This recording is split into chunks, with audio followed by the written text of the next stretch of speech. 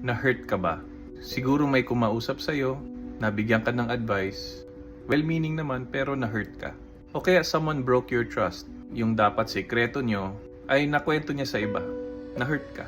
O siguro may ginawa yung isang tao at naramdaman mo na parang minamaliit ka, na-hurt ka. O kaya na-chismis ka at nalaman mo na lang that rumors are going around about you, na-hurt ka.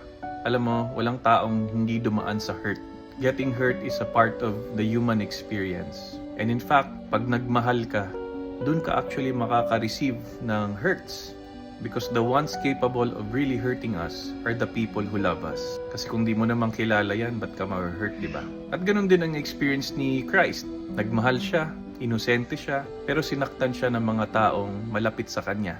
Pinagtaksilan siya ni Judas, dininay siya ni Peter, at ang mga taong nag-welcome sa kanya during that Palm Sunday are the same people who shouted, "Crucify Him." Pero anong ginawa ni Kristo? Yung dasal niya sa ama niya, "Father, forgive them for they do not know what they're doing." Nagmahal pa rin siya despite getting hurt. Nagpatawad pa rin siya. So how do we heal from hurts? Will anger heal you? Will revenge make you feel better?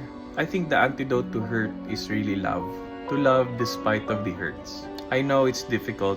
I know you don't consider yourself a saint or a martyr, but the same, Christ challenges us to love your enemies. Madali lang siyang basahin sa Bible, love your enemies, pero mahirap siyang gawin. And that is why we need grace. We need to pray for that grace to be able to love and forgive so that we can be free, so that we can be healed. My prayer for you is that you experience healing from all your hurts and that you may realize how God loves you and forgives you, and that He is calling you to do the same for others. May God heal your heart.